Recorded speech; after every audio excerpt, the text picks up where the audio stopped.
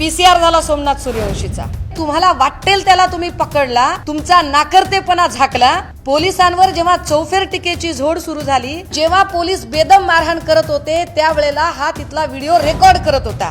का रेकॉर्ड करत होता? त्याला काय उत्सुकता होती व्हिडिओ रेकॉर्ड करायची? हा लॉचा स्टुडंट आहे। हे लॅबचे सगळे सॅम्पल रिपोर्ट स्वामी रामानंद तीर्थ मेडिकल कॉलेज अंबाजोगाई, जिथे रुग्णांना संसर्ग झाला, त्यांचं पत्र, त्यासोबतच एफडीएने काय पद्धतीने राजकारण केलं। आणि अर्थात हे सगळे पैसे या 3 पैकी 2 कंपन्या गुजरातच्या आहेत। पुन्हा याचं गुजरात कनेक्शन येतं। राज्यभरात एवढ्या सगळ्या जर गोळ्या गेल्या असतील तर या गोळ्यांचं करायचं काय? यामध्ये हे सगळे धर्मराव बाबा आत्रामने दिलेली प्रमाणपत्र, ज्या कंपन्या न तपासता प्रमाणपत्र दिलेली आहेत, ही प्रमाणपत्र देता कशी काय तुम्ही? आता त्यांचं असं म्हणणं आहे की आम्ही त्यांना मंत्रिमंडळातून बाजूला ठेवले। होय, तुम्ही मंत्रिमंडळातून त्यांना बाजूला ठेवलं, but it is not enough. आता या लोकांवरती तुम्ही गुन्हे दाखल करावे लागतील। काल जर शपथ घेताना सगळ्या मंत्र्यांनी सांगितलेलं असेल की मी भारतीय संविधानाला स्मरण करून शपथ घेतो की कुणाबद्दलही अधिकचा ममत्व भाव किंवा आकसभाव न बाळगता निदर्शनास आणून दिलेली कामे पार पाडेन, तर तुमच्या निदर्शनास आम्ही हे आणून देतोय। आता तुम्ही अधिकचा ममत्व भाव बाळगाल का? पोर्टफोलिओमध्ये ज्यांना कुणाला आरोग्य खातं मिळेल आणि ज्यांना कुणाला अन्न औषध प्रशासनचा कारभार मिळेल, त्यांनी या सगळ्या प्रकरणाची पुढे काय वासलात लावायची आहे हे सुद्धा कळलं पाहिजे। आणि तिकडे लक्षवेधी मांडू देत नसाल तर या प्रकरणावर मुख्यमंत्र्यांनी आपली भूमिका काय आहे ती भूमिका स्पष्ट केली पाहिजे, कारण हा हजारो लोकांच्या जीवाशी खेळ होता। या संबंधाने असणारे डॉक्युमेंट प्रिंट मीडिया आणि आपण सगळे घेऊ शकाल। याला जबाबदार कोण, त्याचं उत्तर दिलं गेलं पाहिजे। दुसरा मुद्दा महत्त्वाचा असा आहे की 1 महिन्यापासून राज्यामध्ये मंत्रिमंडळ अस्तित्वात नाही, गृह खातं अस्तित्वात नाही। आणि गृह खातं अस्तित्वात नसताना राज्यामध्ये 2 महत्त्वाच्या मुद्दे आपल्याकडे लक्षात आले पाहिजेत की मुंबईमध्ये ड्रग्ज न मिळाल्यामुळे 2 मुलांनी आत्महत्या केली। बीड मस्साजोगमध्ये संतोष देशमुख यांची अत्यंत निर्घृण पद्धतीने हत्या झाली, ज्याच्यातले आरोपी अजूनही सापडलेले नाहीत। तिसरं, अंबडमध्ये 11वीच्या तरुणीने आत्महत्या केली छेडछाडीला कंटाळून। ते अख्खं मुलांचं रॅकेट आहे असं कळतं की जे मुलींचे अश्लील व्हिडिओ बनवून मुलींना ब्लॅकमेल करतं। याची जबाबदारी गृह खातं म्हणून पोर्टफोलिओ जर देवाभाऊच सांभाळणार असतील तर देवाभाऊ या पोर्टफोलिओनुसार या लोकांचं तुम्ही काय करणार आहात, तुम्हाला प्रश्न विचारावा लागेल। आणि अत्यंत महत्त्वाचं या पत्रकार परिषदेचं कोर कारण की का मला इथे यावं लागतंय आणि तुमच्याशी बोलावं लागतंय, साधारणतः 5 दिवसांपूर्वी परभणीमध्ये विश्वरत्न डॉक्टर बाबासाहेब आंबेडकर यांच्या पुतळ्याचं जवळ असलेल्या संविधानाची प्रति ही उद्ध्वस्त करण्यात आली। ही प्रत उद्ध्वस्त केल्यानंतर साहजिक आहे आंबेडकरी जनतेमध्ये एक संतापाची लाट येणं फार स्वाभाविक होतं। परंतु ती संतापाची लाट येताना जेव्हा ही घटना लक्षात आली, अगदी त्याच वेळेला परभणीतल्या आंबेडकरी चळवळीतल्या सगळ्या कार्यकर्त्यांनी परभणी जिल्हा कलेक्टर आणि परभणी जिल्हा SP यांच्या निदर्शनास ही बाब आणून दिली। SP आणि कलेक्टर हे स्वतः आले, त्यांनी बाबासाहेबांच्या पुतळ्याला हार घातला। पुतळ्याला हार घातल्यानंतर आता प्रकरण शांततेत मिटत होतं। आंबेडकरी चळवळीतल्या अनुयायांनी सांगितलं की उद्या आम्ही शांततेत बंद पाडणार आहोत। बंदचं आवाहन त्यांनी केलं होतं, मात्र त्याच वेळेला एका दुसऱ्या घटनेकडे फार दुर्लक्ष केलं जातंय की त्याच्या ज्या दिवशी बंदचं आवाहन केलं होतं त्याच दिवशी भारतीय जनता पार्टीकडून बांगलादेशीय हिंदूंच्यासाठी बंदचं आवाहन केलं गेलं होतं, मोर्चाचं आवाहन केलं गेलं होतं। आणि बांगलादेशीय हिंदूंच्यासाठी बंद आणि मोर्चाचं आवाहन करणारे लोक जे होते त्यातल्या काही लोकांनी जाणीवपूर्वक गळ्यामध्ये निळे गमचे टाकून परभणीमध्ये अशांतता निर्माण करायचा प्रयत्न केला।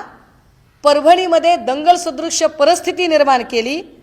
ही दंगल सदृश्य परिस्थिती इतकी मोठी होती की आदल्या दिवशी जर स्वतः कलेक्टर महोदय आणि SP महोदय हे स्वतः बाबासाहेबांच्या पुतळ्याला हार घालायला गेले असतील तर कलेक्टर आणि SP या दोनही अत्यंत वरिष्ठ अधिकाऱ्यांच्या हे लक्षात यायला पाहिजे की पूर्व प्रतिबंधात्मक काळजी काय घ्यायला हवी। विशेषतः जर त्याच दिवशी बांगलादेशी हिंदूंच्यासाठी भारतीय जनता पार्टी प्रणित मोर्चा निघणार असेल तर यातनं काही वेगळं होऊ शकतं याची काळजी त्यांनी घ्यायला हवी होती। परभणीतल्या छोट्या मोठ्या व्यापाऱ्यांचं नुकसान झालं हे आम्हाला मान्यच आहे आणि त्याचं कोणी समर्थनच करत नाही, पण परभणीतल्या छोट्या मोठ्या व्यापाऱ्यांचं जे नुकसान झालं तिथे जी तोडफोड झाली ती तोडफोड नेमकी केली कोणी? ती तोडफोड करण्यासाठी जे निळे गमचे गळ्यात घालून जे लोक पुढे आलेले होते ते लोक होते तरी कोण? या लोकांची चौकशी का केली जाऊ नये आणि त्यावर कुणीच का बोलत नाही? हा जो नेमका जो गोंधळाची एकदम परिस्थिती झाली, ज्या कलेक्टर ऑफिसमध्ये एरवी 5 लोक जाऊ देत नाहीत त्या कलेक्टर ऑफिसमध्ये अचानक 500 लोक जातात, म्हणजे कलेक्टर ऑफिसच्या तिथे बंदोबस्त नव्हता का? पोलिसांनी पुरेशी काळजी घेतली नव्हती का? पोलिसांनी ठरवून परिस्थिती चिघळण्याची वाट बघितली का? आणि त्यानंतर संध्याकाळी कोम्बिंग ऑपरेशनच्या नावाखाली जे मारहाण करण्यात आली, या मारहाणीचे अनेक फुटेजेस मी आपल्या सगळ्यांना पाठवू शकेल की फक्त तोडफोडीचे फुटेज ज्या वेळेला सगळे मीडिया दाखवत आहे त्यावेळेला पोलिसांनी एकेका आंबेडकरी चळवळीतल्या तरुणांना काय पद्धतीने खिंडीत गाठून मारहाण केली आणि अमानुष पद्धतीने प्रियदर्शनी नगरमधील एक महिला, मी जाणीवपूर्वक नावं टाळतीये, या महिलेला इतक्या वाईट पद्धतीने मारहाण, झोंबाझोंबी आणि इतक्या गलिच्छ पद्धतीने तिच्यासोबत वर्तन व्यवहार केला, जी अजूनही हॉस्पिटलमध्ये उपचार घेत आहे। याची उत्तरं कोण देणार आहे? यावर कोण बोलणार आहे?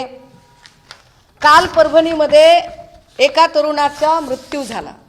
मृत्यू झालेला कोण आहे? नाव आहे सोमनाथ सूर्यवंशी। सोमनाथ सूर्यवंशीचे काही फोटोग्राफ माझ्याजवळ आहेत। PCR झाला सोमनाथ सूर्यवंशीचा।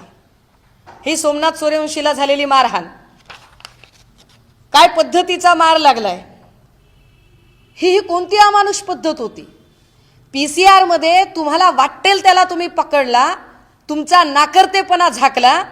पोलिसांवर जेव्हा चौफेर टीकेची झोड सुरू झाली तेव्हा पोलीस स्वतःचा नाकर्तेपणा झाकण्यासाठी अशा पद्धतीने अमानुष मारहाण करतात।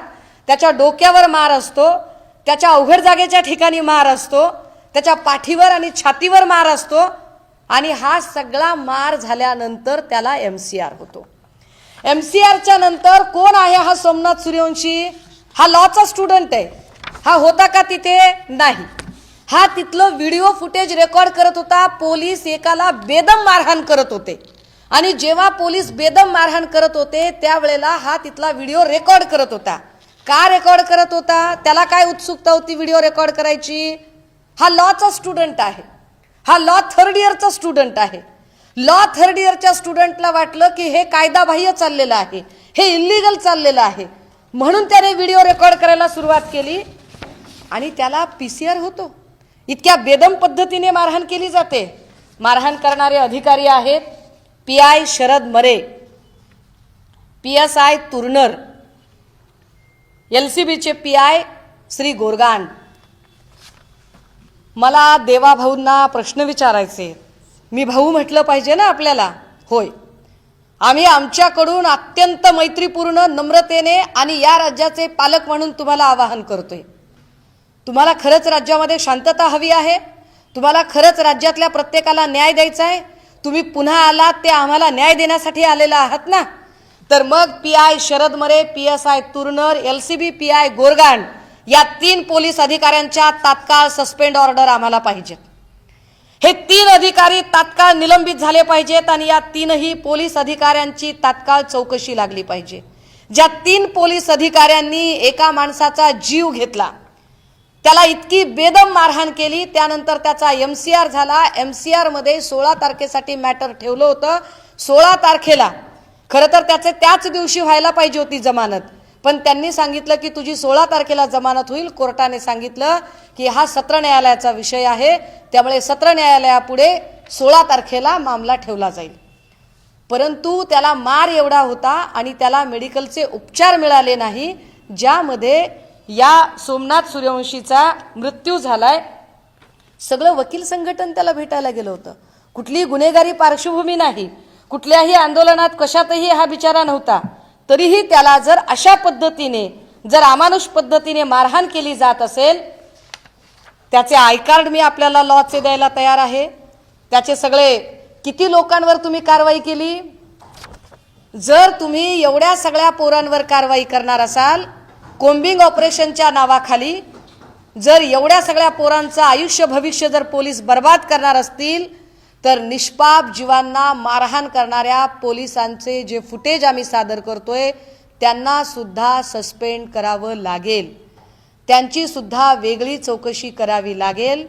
परभणीचं जाळपोळ प्रकरण हे कृत्रिम पद्धतीने तणाव निर्माण करण्यासाठी आणि जिल्ह्यात अशांतता निर्माण करण्यासाठी माझा स्पष्ट आरोप आहे की परभणीमध्ये जे काही लोक निवडून आलेले होते, मग ते भाजपचे असतील, परभणी जिल्ह्यातले भाजपचे, शिंदे गटाचे आणि अजून काही अजितदादा गटाचे, जे हे लोक वेगवेगळे निवडून आले, मग ते रत्नाकर गुट्टेंच्या सकट सगळे लोक असतील, जे कोणी हे लोक निवडून आले, मंत्रिपदासाठी दुसरा कसा मंत्री कुचकामी ठरू शकतो आणि मी कसा मंत्री होऊ शकतो, यासाठी म्हणून एकमेकांना शहकाटशह करण्याच्या नादात यांनी परभणी अशांत केली.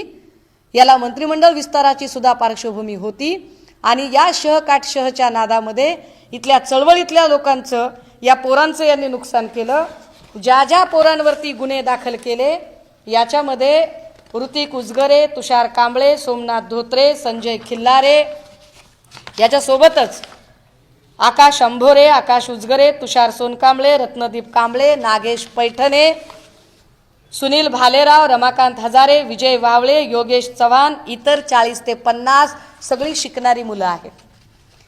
तुम्ही म्हणताय ना, काल शपथ घेताना सगळ्या मंत्र्यांनी सांगितलं की अधिकचा आकसभाव आम्ही बाळगणार नाही. हा कुठला आकसभाव आहे तुमचा की शिकणाऱ्या पोरांवर तुम्ही एवढे गुन्हे दाखल करता? ही कोणती पद्धत आहे तुमची कामाची? याच्यामध्ये FIR करता जो झालेला आहे तो पोलीस नाईक बाबासाहेब आशुर्बा बिक्कड, वय वर्ष 40, police Naik, buckle number 889, Nanalpeth, Parbhani, जो माणूस याच्यामध्ये आरोपी झालेला आहे. याच्यातलं दुसरी FIR आहे. या दुसऱ्या FIR मध्ये जे लोक आहेत याच्यामध्ये म्हणजे किती FIR कराव्यात, किती लोकांवर गुन्हे दाखल करावे हे नाही सांगितलं. बांगलादेशी हिंदूंना वाचवण्यासाठीचा मोर्चा म्हणून जी लोक भाजपने बाहेर काढली, ही लोक निळे गमचे गळ्यात घालतात आणि निळे गमचे गळ्यात घालून परभणीतल्या या सगळ्या लोकांमध्ये तोडफोड आणि सुरू करतात. आणि बदनाम जर ते चळवळीला करत असतील तर अशा लोकांचा बिमोड झाला पाहिजे. यामध्ये ज्या ज्या लोकांवरती, या सगळ्यांचे पोर्टफोलिओ बघा तुम्ही ज्यांच्यावरती गुन्हे दाखल केलेत याच्यातला कुणीतरी सराईत गुन्हेगार आहे का? विजय वाकोडे कोण आहेत? विजय वाकोडे, अरे विजय वाकोडे हा जुना पॅन्थरचा माणूस. या माणसाला एवढ्या शारीरिक व्याधी आहेत की सध्या हा माणूस जागचा हलू शकत नाही. विजय वाकोडेची सध्या शुगर आणि अनेक आजारांनी त्रस्त आहे. जुना जनता पॅन्थरचा माणूस आहे आणि हा माणूस रस्त्यावर येऊन तोडफोड करूच शकत नाही. अशा माणसाला मध्ये घेता तुम्ही. रवी सोनकांबळे नगरसेवक राहिलेला माणूस, अत्यंत समंजस, परभणीमध्ये शांतता राहण्यासाठी कित्येक वेळा शांतता कमिटीवर काम केलेला माणूस.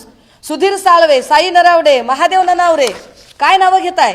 किशोर बोराडे, सतीश भालेराव, विनोद दवले, आत्माराम राऊत, विशाल जंगले,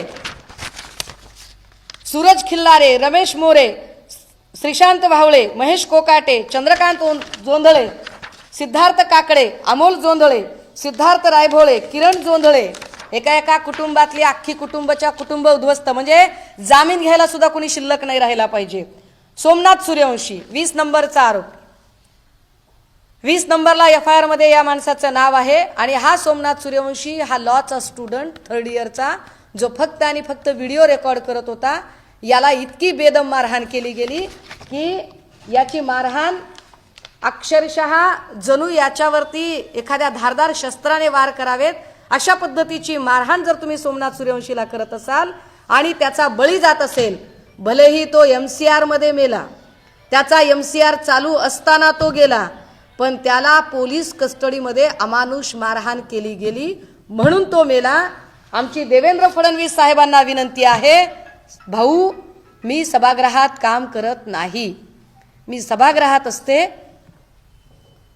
तरी आपल्यासमोर हे मांडू शकले असते, पण सभागृहात माझ्या पक्षाचे सदस्य आहेत, माझ्या पक्षाच्या सगळ्या मंडळींना, विधानसभा आणि विधान परिषदेतल्या, विधान परिषदेचेही सगळे सदस्य आणि विधानसभेचे सगळे सदस्य, या सगळ्या सदस्यांना मी यावर बोलले, पण त्यांचं असं म्हणणं पडलं की ताई लक्षवेधी घेणार नाहीत. का लक्षवेधी घ्यायची नाही तुम्हाला? कारण तुमच्याकडे तुम्हाला विरोधी पक्ष नेताही नेमायचा नाही आणि विरोधकांचा आवाजच ऐकायचा नाही. तुम्हाला लक्षवेधीमध्ये हे सगळे प्रश्नच ऐकायचे नाहीत ना, तर मग याला न्याय कोण देणार? जर तुम्ही याला न्याय देणार नसाल आणि 2 दिवसात PI, मी पुन्हा रिपीट करते, पोलीस निरीक्षक शरद मरे, पोलीस उपनिरीक्षक तुरनर आणि लोकल क्राईम ब्रांचचे पोलीस निरीक्षक गोरगांड या 3 लोकांच्या यांना तात्काळ निलंबित करून जर यांची स्वतंत्र चौकशी सुरू झाली नाही तर 2 दिवसांनी मला स्वतःला परभणीत जाऊन बसावं लागेल.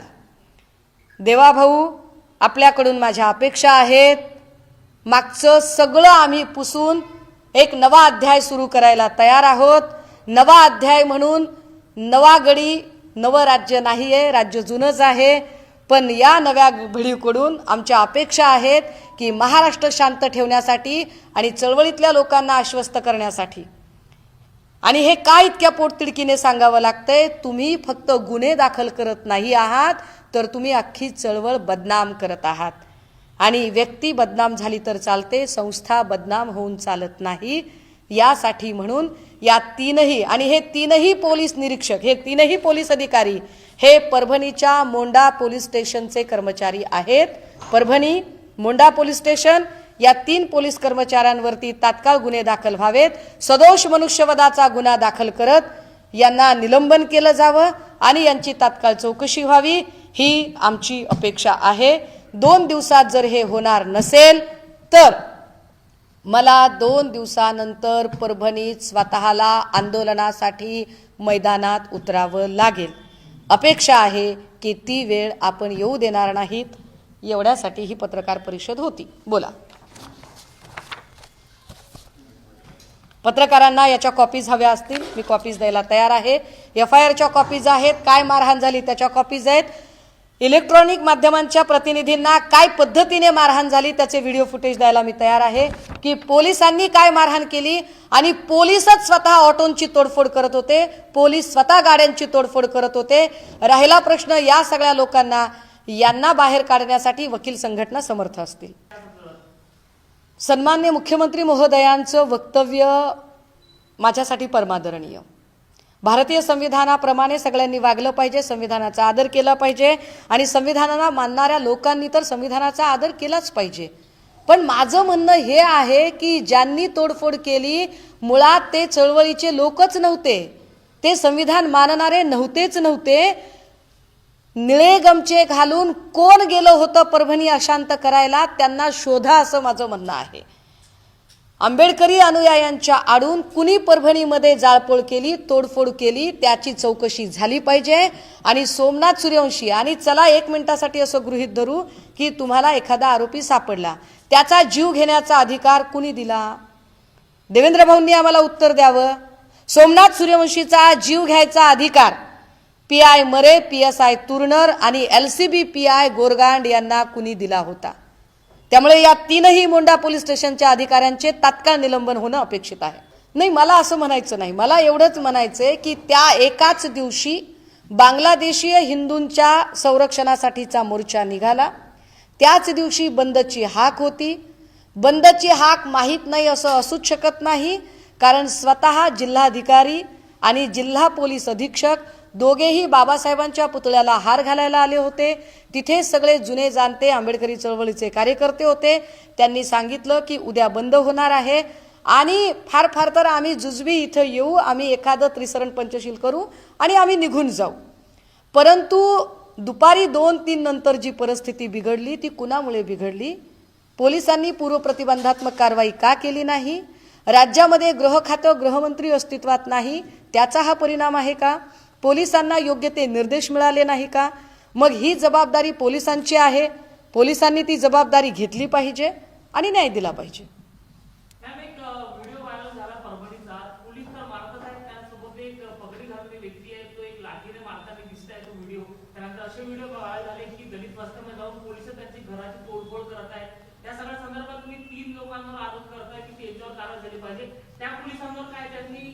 ऐका, आता माझ्या समोर आयडेंटिफाय झालेले 3 पोलीस अधिकारी आहेत, शरद मरे, तुरनर आणि गोरगांड.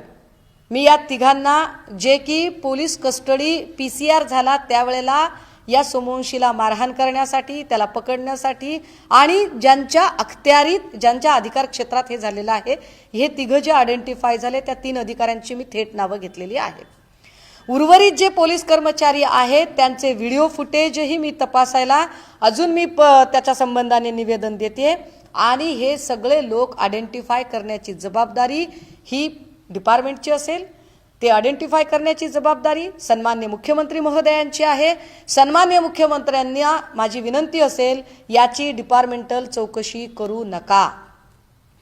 कारण डिपार्टमेंटल चौकशी जेव्हा होते तेव्हा डिपार्टमेंटचा माणूस डिपार्टमेंटच्या माणसाला वाचवायचा प्रयत्न करतो.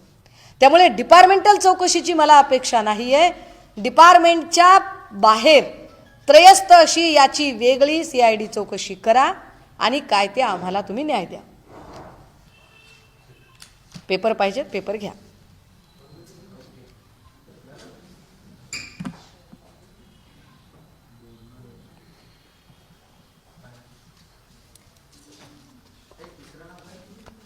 हां, मी असं म्हटलं की PI शरद मरे, PSI तुरनर आणि लोकल क्राईम ब्रँचचे PI श्री गोरगांड, या 3 लोकांना तात्काळ निलंबन झालं पाहिजे, अन्यथा राज्यभरात याचे पडसाद उमटल्याशिवाय राहणार नाहीत.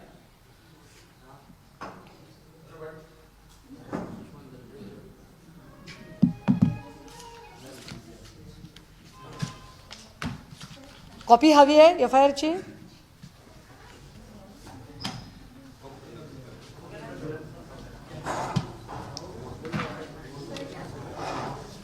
ही नावं PINची. हां, बोला बोला बोला.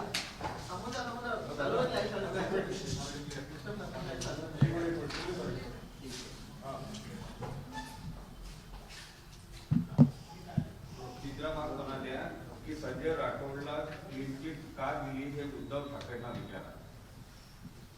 अत्यंत मूर्खपणाचं विधान आहे. एवढी पूजा चव्हाणची काळजी असते ना बाई, तर ज्या लोकांनी संजय राठोडांना मंत्री केलंय त्या लोकांच्या सोबत आमदारकी उपभोगलीच नसती. आमच्यासारख्याने ती आमदारकी तोंडावर फेकून मारली असती. दुटप्पी बोलणाऱ्या अशा चित्रविचित्र हलकट प्रवृत्तीच्या लोकांवर काही बोलू नये आपण.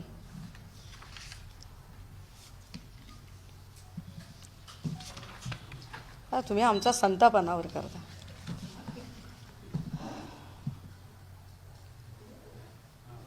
महायुतीतल्या काही नेत्यांवर अद्यापही ईडीकडे केसेस प्रलंबित आहेत. त्यात अजित पवार, सरनाईक, हसन मुश्रीफ. अहो जाऊ दे आता. दादांची 1000ची प्रॉपर्टी रिलीज झाली आहे. प्रफुल्ल पटेल, हसन मुश्रीफ साहेबांनी पुन्हा शपथ घेतली आहे. संजय राठोडांनी शपथ घेतली आहे.